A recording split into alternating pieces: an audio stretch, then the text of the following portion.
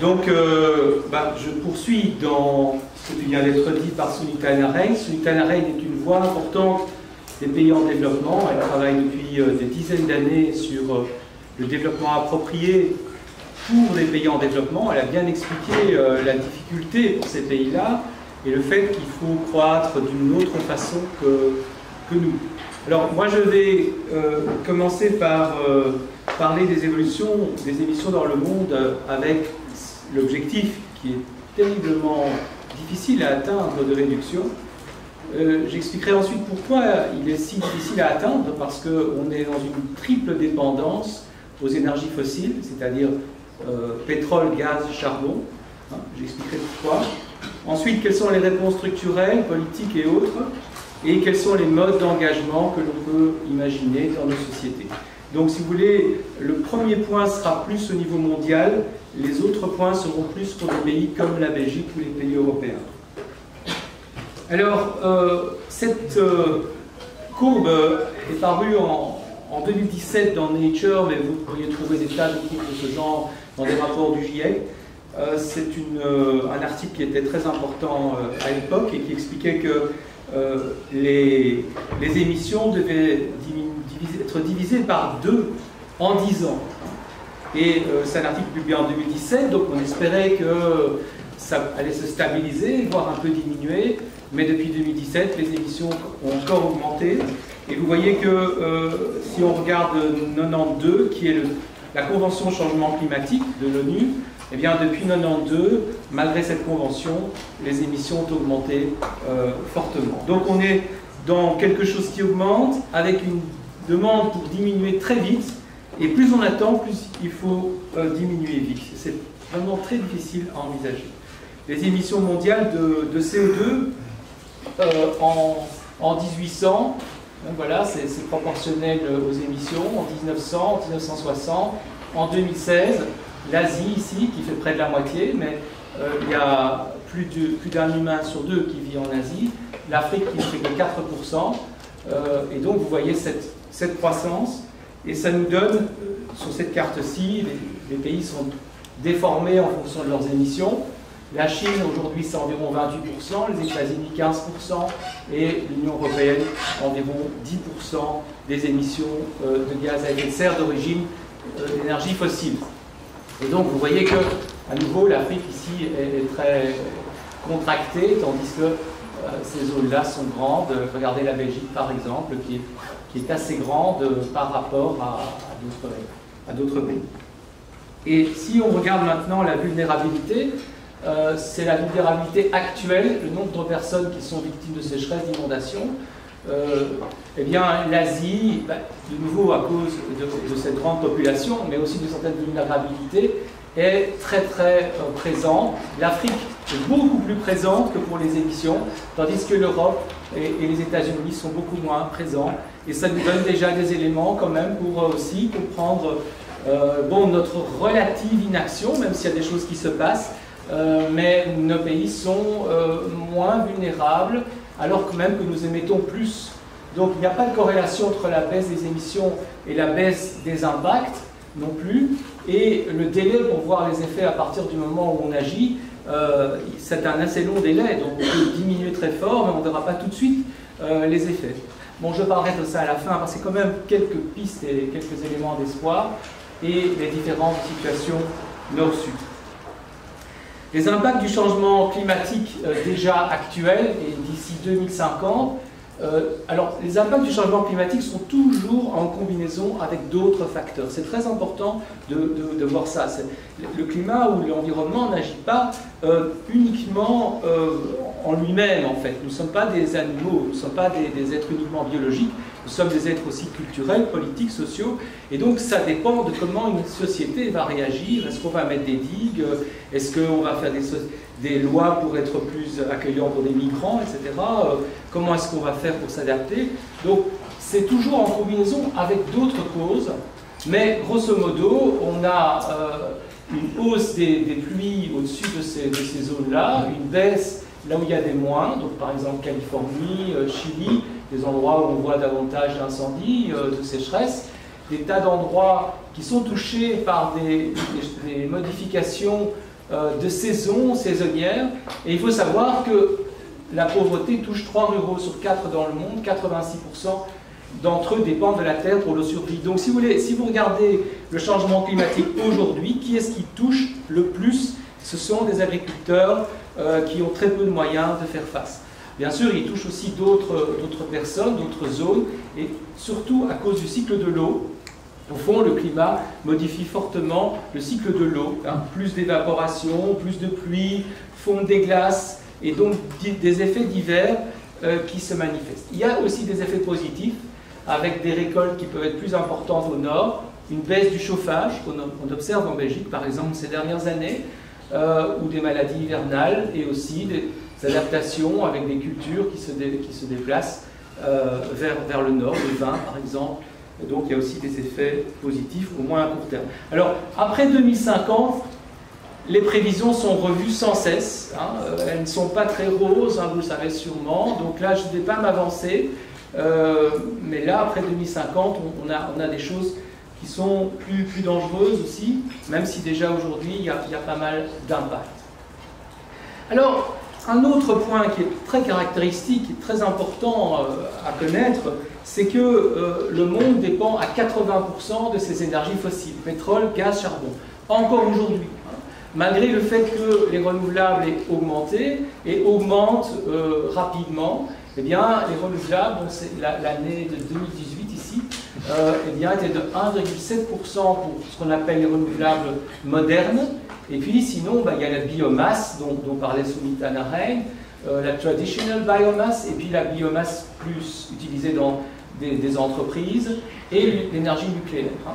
Donc, sortir des énergies fossiles, ce qui est absolument nécessaire, puisqu'il faut diminuer très fortement les émissions de CO2 qui viennent de ces énergies fossiles.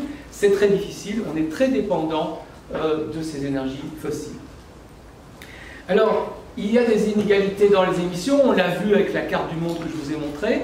On peut le voir avec les revenus, en voyant que les 10% les plus riches émettent à peu près 50% des émissions de gaz à effet de serre, les 50% les plus pauvres émettent à peu près 10%. Et une majorité des Belges fait partie ici des 10% les plus riches au niveau mondial.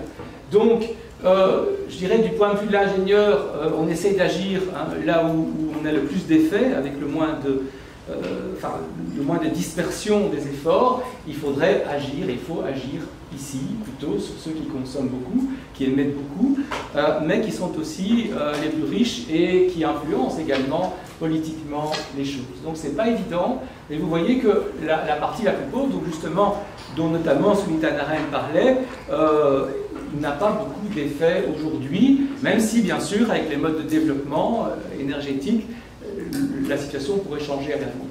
Alors, j'ai mis ce graphique-ci aussi parce qu'on peut être interloqué devant ces différences d'émissions, mais en fait, ces différences d'émissions sont même moins fortes que les différences en termes de richesse. Il y a des inégalités en termes de richesse encore beaucoup plus fortes que celles en termes d'émissions. Et donc, encore une fois, quand on travaille sur le climat, il faut aussi tenir compte d'autres facteurs comme les aspects économiques, les aspects d'inégalité sociale. Alors cette triple dépendance que j'ai annoncée, rapidement, si vous voulez, on peut la définir en 3 éléments. La dépendance technique, économique et culturelle. La dépendance technique, il y a un livre qui est cité par une personne qui s'intéresse à ça, c'est un livre qui s'appelle Carbon Democracy, qui explique bien que tout le mode de vie des pays développés, donc le nôtre, est sous-tendu par des énergies fossiles. Nos formes de travail, nos formes d'habitat, nos formes de consommation, l'empreinte carbone d'un Belge est environ 8 tonnes de CO2 si on prend les émissions en Belgique.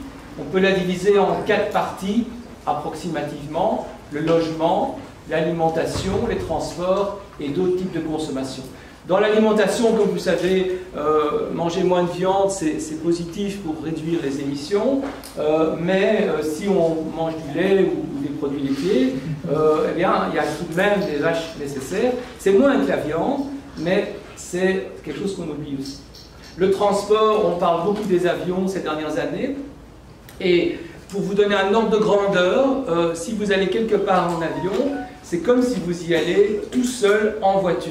Donc si vous allez à courte distance, voilà, c'est déjà beaucoup d'impact, c'est beaucoup mieux d'aller en train bien sûr, mais si vous allez de l'autre côté de la planète, là vous faites des très très grandes quantités de kilomètres, peut-être 20 000 km ou 15 000 km, et là on se retrouve avec des impacts importants. Les consommations, elles sont partout. Par exemple, Internet, c'est un sujet dont, à mon avis, on va parler de plus en plus. Comme il y a quelques années, on ne parlait pas d'avion, aujourd'hui on en parle. Je pense que dans les années qui viennent, on va parler d'Internet. La bande passante pour les vidéos, c'est à peu près 50% aujourd'hui des émissions. Hein, quelqu'un disait qu'il faudrait faire un impact des vidéos de chats. Ça serait sans doute pas négligeable. Et c'est toujours en croissance parce que on va avoir la 5G, on va avoir toutes sortes de croissance. Et alors, il y a d'autres empreintes qui sont d'autres empreintes écologiques, d'autres empreintes carbone qui viennent des produits qui sont fabriqués ailleurs. C'est difficile de dire combien ça fait, mais pour vous donner un ordre de grandeur, si vous tenez compte de ce qui est produit à l'étranger, ce serait de l'ordre de 30 à 50% de plus. Ça dépend des pays, ça dépend des années. La dépendance économique, maintenant, eh bien, ici dans ce graphique, en gros, vous voyez qu'il y a une correspondance entre la richesse produite, entre l'énergie utilisée et entre la consommation de pétrole jusqu'à présent. Donc, on a une certaine corrélation. Or, comme on est très dépendant, évidemment, de la croissance économique, comment faire pour avoir une décorrélation? C'est sans doute possible, mais en attendant, pour le moment, on a quand même dans le passé une corrélation. Et la question est de savoir si on a trop de pétrole ou pas assez. Alors, pas assez, on craint le coût du pétrole, parce qu'on craint qu'à ce moment-là, le pétrole coûte plus cher. S'il coûte plus cher, il y aura un effet immédiat sur l'économie, même s'il peut y avoir des transformations après. Mais en fait, quand on regarde de près, la quantité de carbone qui se trouve dans les réserves d'énergie fossile déjà découvertes, pétrole, gaz, charbon, déjà découvertes, si on brûle tout ce qui a déjà été découvert, eh bien, on dépassera largement les 2 degrés. Et donc, une des difficultés, c'est comment faire pour ne pas consommer une partie de ces ressources. Difficulté importante. Alors, la dépendance culturelle, Madonna, ici, pourquoi Madonna? Eh bien, parce que l'empreinte carbone de Madonna, c'est 1000 tonnes de CO2. Donc, elle voyage beaucoup, elle a plusieurs logements, etc. Et c'est un petit peu ironique parce que parfois dans ses concerts, elle va dire qu'il faut tenir compte de l'écologie, recycler ses déchets. Et c'est pas pour jeter la pierre à une personne en particulier, mais c'est pour simplement vous donner un exemple d'un modèle culturel. Et ça aurait pu être un grand sportif, ça aurait pu être un grand artiste, eh bien on aurait eu le même, ou un homme politique, on aurait eu le même genre d'énormes empreintes, et alors même que ces personnes-là sont des modèles en fait. Et donc ça interpelle sur la dépendance que j'appelle culturelle par rapport à ces modèles-là. Comment faire pour avoir un mode de vie qui soit satisfaisant, qui soit en partie décorrélé de ces énergies. Évidemment, il y a ce qu'on appelle les petits gestes, essayer d'agir chacun à son niveau, et ça c'est important, ne serait-ce que pour apprendre, et pour diffuser des choses, diffuser des messages, mais on se rend compte que ce n'est pas suffisant, et aussi, parfois, on peut être mal à l'aise parce qu'on essaye d'avoir comment dire, d'être très cohérent, alors même que cette sorte de pureté n'est pas possible, en fait. On est toujours dépendant d'une série d'impacts, et c'est pourquoi il faut travailler sur des changements structurels.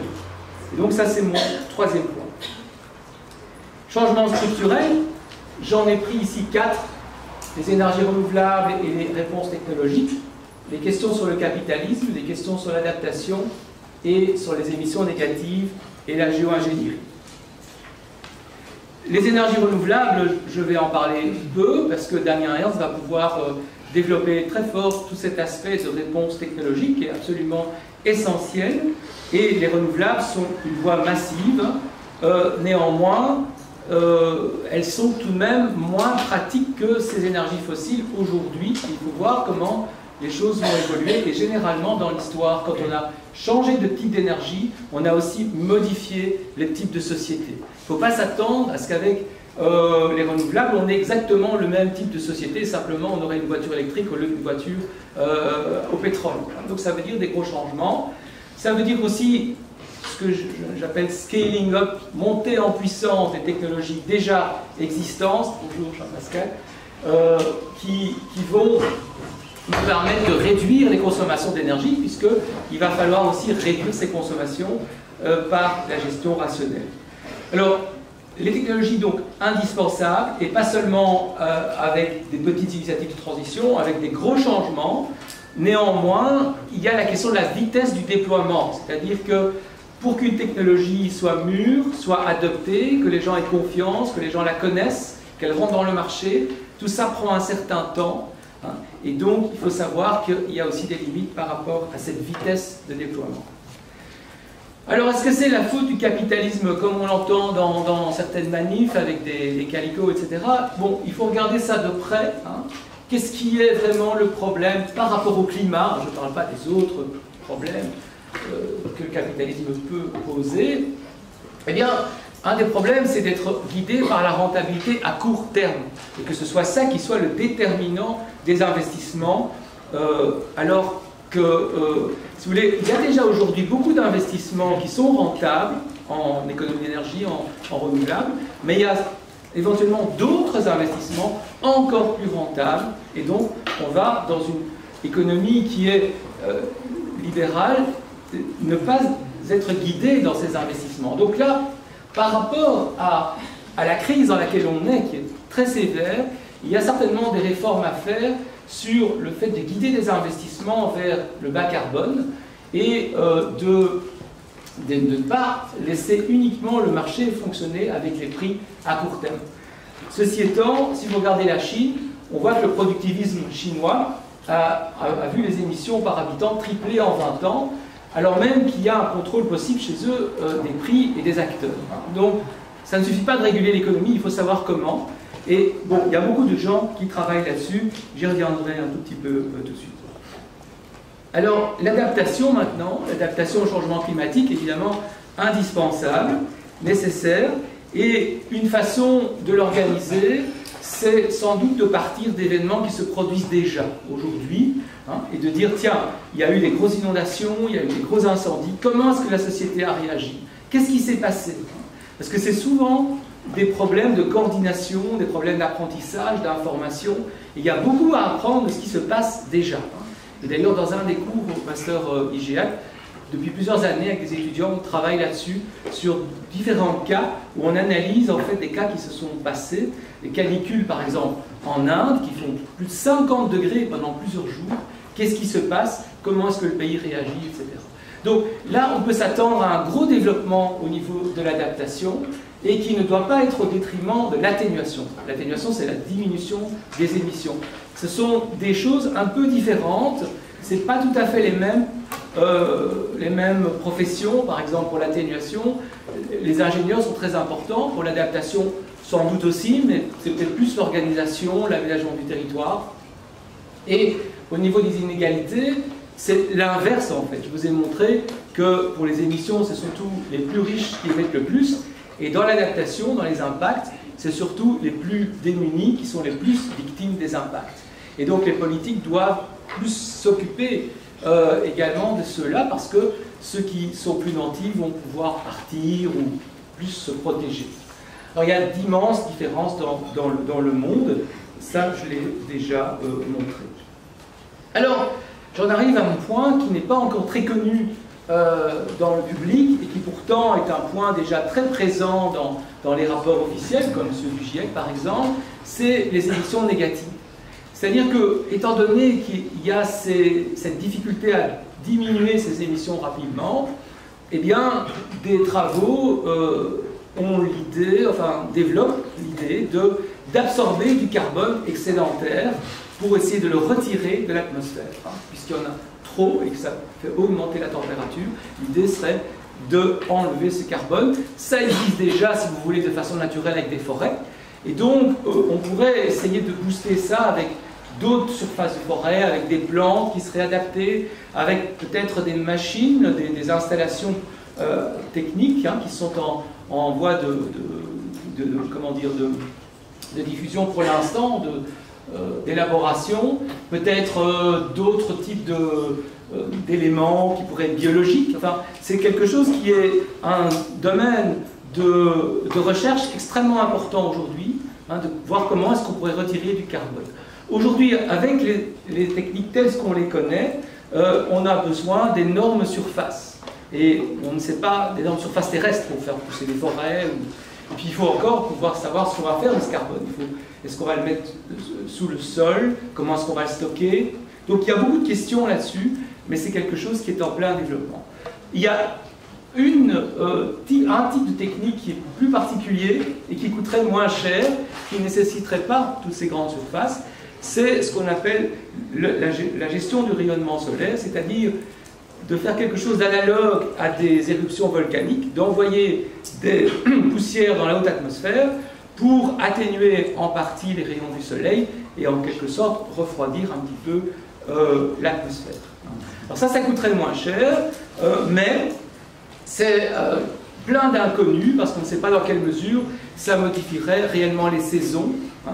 Peut-être que la température moyenne de la Terre serait un peu plus faible, mais comment est-ce que ça agirait sur les saisons? Or, les saisons, c'est extrêmement important pour les agriculteurs.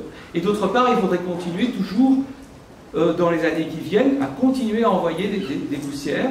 Ce serait un peu comme un air conditionné. Si vous voulez, dans une maison, on devrait, en quelque sorte, gérer le globe. Donc ça pose plein de questions, aussi des questions politiques, mais même chose, ce sujet ne va pas disparaître. Il est vraiment en train d'être étudié avec toutes les difficultés qu'il pose. Les politiques publiques et modes d'engagement pour faire face, hein, le titre c'est « Les sociétés face au changement climatique », vous avez vu tous ces éléments qui se posent, de très grande ampleur, et donc, politique publique, ben, le niveau européen, pour ce qui nous concerne, est à un niveau complètement fondamental.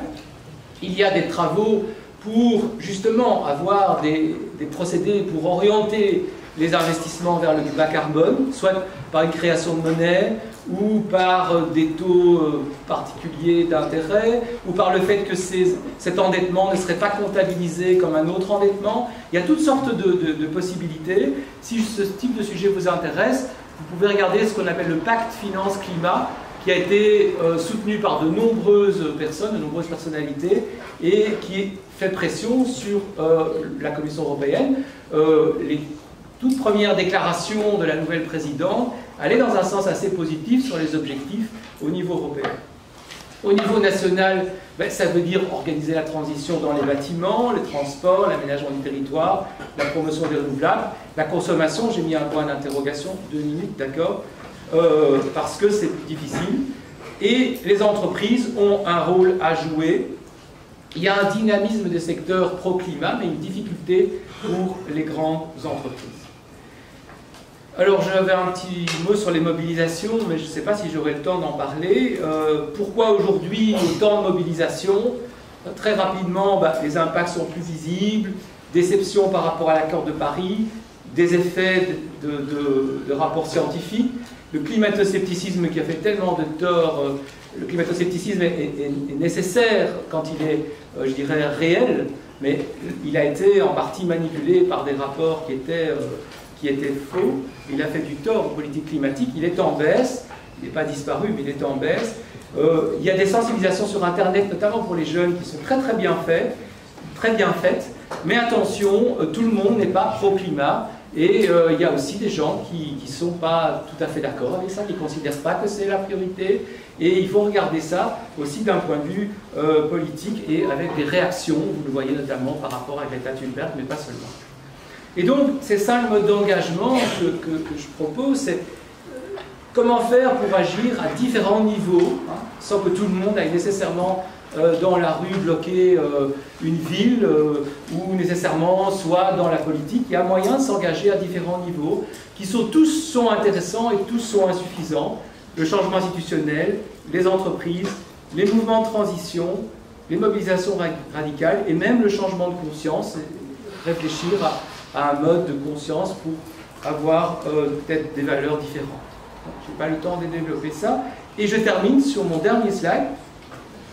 Donc, profondeur du problème. Alors, il y a des co-bénéfices possibles, et ça, c'est un des points que je trouve qui est un point d'espoir. Hein. C'est que si on diminue les énergies fossiles, on peut aussi avoir des effets positifs sur la santé, par la diminution de la pollution de l'air, l'indépendance énergétique, la création d'emplois, les développements de brevets technologiques, et éventuellement même avoir de l'argent pour la lutte contre les inégalités si on taxe le CO2.